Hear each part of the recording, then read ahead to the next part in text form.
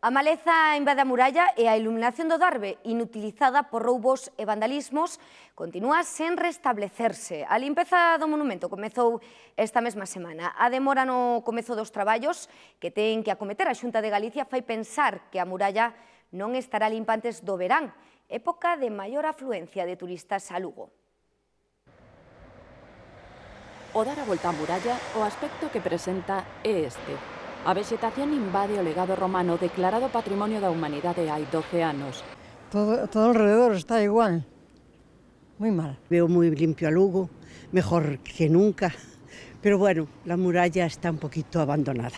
A eliminación da herba e maleza comezou esta semana. A mão, recrutarla a mão, arrancar as ervas a mão para que salgan as raíces e todo. Un traballo que compete á Xunta de Galicia, titular do monumento, e que o Concello espera remate antes do verano. Sen tempo non era, estamos nunha época nada máis na que xa advertíamos que era necesario comezar porque senón íase dificultar despois os traballos. Agardemos que no máis breve espazo de tempo estea rematada e se pode ser para o verán, que é un momento de afluencia turística en Lugo, que a limpeza da muralla e a adecuación sexa total e así podermos contar en toda a plenitude con o noso maior símbolo e atractivo cultural a Lugo. A limpeza é tan só un dos labores de mantemento pendentes, e que ao subir o Adarve, o estado da muralla e a panorámica non melloran. Tiene bastante musgo, deberían de arreglarla por arriba porque la gente que vamos a hacer ejercicio hai trozos que tienen tablas. Eso da limpeza hai que unirlle tamén as melloras que hai que facer no Adarve en cuestións de iluminación e unha terceira cuestión que queda pendente que sería moi importante tamén para ter un atractivo máis turístico e en determinados colectivos, que é a accesibilidade da muralla. Volver a poner algo de luces para las noches, que la gente quiere venir de noche a pasear. Yo salgo muchas veces a correr y, por ejemplo, por la noche que no hai casi iluminación. O desexo de todos é que o monumento bimilenario de Lugo manteña o feitizo que seduce a miles de visitantes á cidade.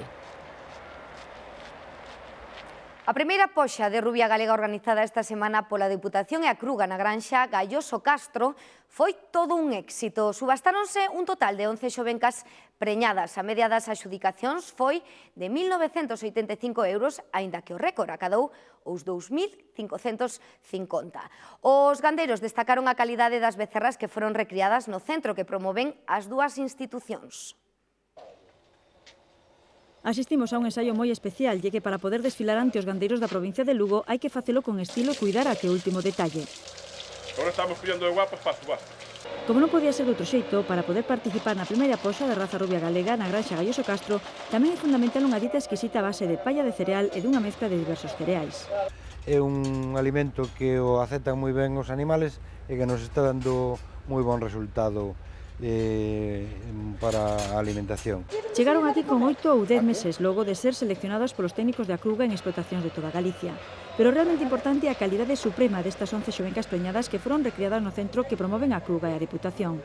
Eses animais seleccionámolos a través do libro xenealóxico mediante os rexistros, é dicir, teñen que ser os animais de rexistro definitivo e nesa primeira visual valoramos o animal morfológicamente. Se vemos que é apto, procedemos a facer unha sangría do mismo.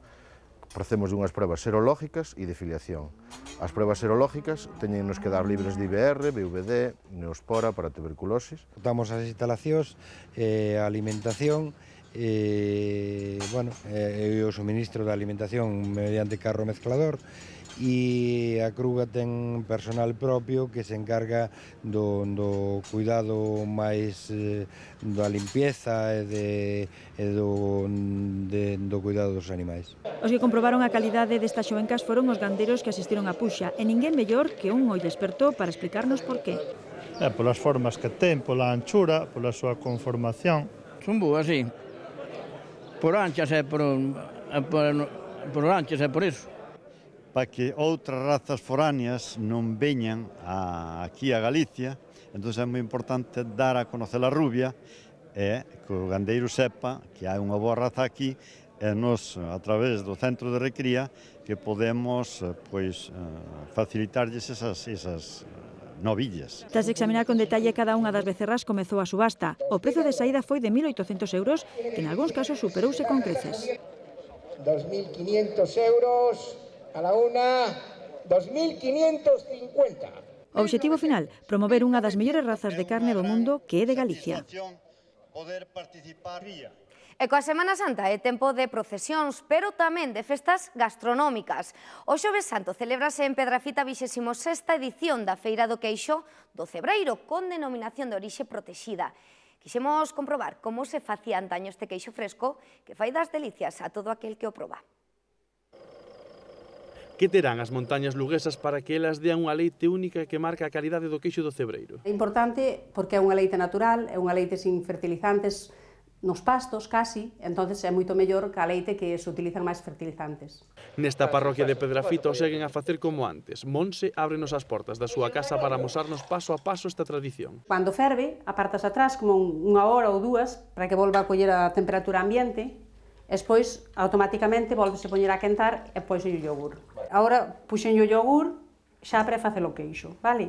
Agora tens que ter aquí unha hora e algo, a fuego lento, para que se vaya facendo o queixo, el solo se vai facendo. E o resultado, despois de desorar, é este. Esta é a forma tradicional que fixo miña mãe e miña abuela toda a vida. E eu sigo a mesma forma que tiñan elas. A mesma forma de facelo, con yogur e leite natural e xa está.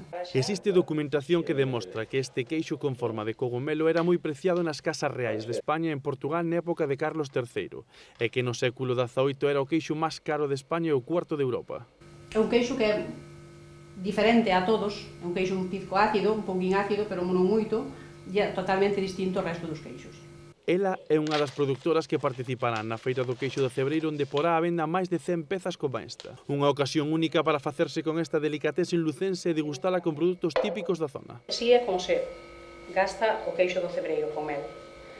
Ou con membrillo tamén pode ser, está moi rico,